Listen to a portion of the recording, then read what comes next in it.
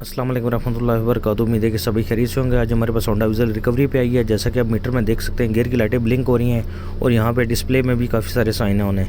जैसा कि ये वार्निंग की लाइट ऑन है और इसके बाद ये APS की लाइट है, ट्रैक्शन की VSA की लाइट ऑन है, ट्रैक्शन कंट्रोल की लाइट ऑन है, CTBA की लाइट है और इसके अलावा वार्निंग लाइट है, चेक इंजन की लाइट है, पावर सिस्टम की लाइट है, गियर की लाइट है।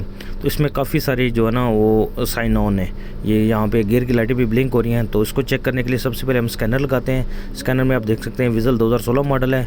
इसकी हम हेल्थ रिपोर्ट लेते हैं। हेल्थ रिपोर्ट लेके देखते हैं कि इसमें क्या क्या कोड आ रहे हैं। तो सबसे पहले हमने इंजन को रीड किया। इंजन के अंदर 15 कोड आ रहे हैं। तो इसमें हमने ये ऊपर से एयर फ्लो सेंसर वगैरह का ग्रिप शिप उतारा था और इसके अलावा का और भी बहुत सारे कोड हैं। तो और इसमें जो स्पेशली कोड जो आ रहे हैं वो यू के कोड आ रहे हैं। यूएल जो कोड हैं उस पर हम सर्च करेंगे कि ये किस वजह से आ रहे हैं। और ABS के अंदर भी कोड हैं।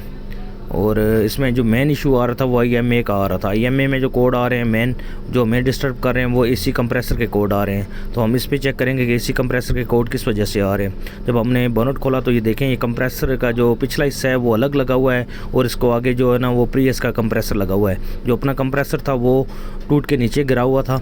तो उसकी वायरिंग वगैरह सारी कटी हुई थी और आपस में शॉर्ट कर रही थी। हमने उसे वायरिंग को सीधा किया और उसको ग्रिप दूसरा लगा दिया और इसके अंदर से काफ़ी सारे फ्यूज़ वगैरह भी उड़ गए थे। स्पेशली ये जो 10 एम्पेयर का फ्यूज़ था ये काफ़ी ज़्यादा शॉर्ट कर रहा था, ये बार बार उड़ जाता था।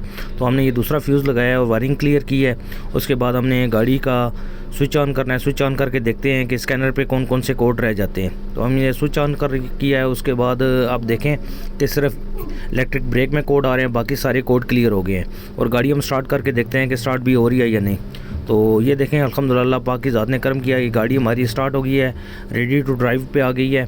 और इसके बाद हम गाड़ी को टेस्ट ड्राइव लेते हैं। टेस्ट ड्राइव लेने के बाद भी देखते हैं कि हमारी गाड़ी में कोई इशू तो नहीं आ रहा। तो अल्हम्दुलिल्लाह पाक की ज़ात ने करम किया और ये गाड़ी हमारी क्लियर हो गई है। खुदा न ख्वास्ता अगर आपकी गाड़ी में कोई ऐसा इशू हो तो आप हमारे साथ रब्ता कर सकते हैं। बहुत शुक्रिया जी, अल्लाह हाफ़िज़।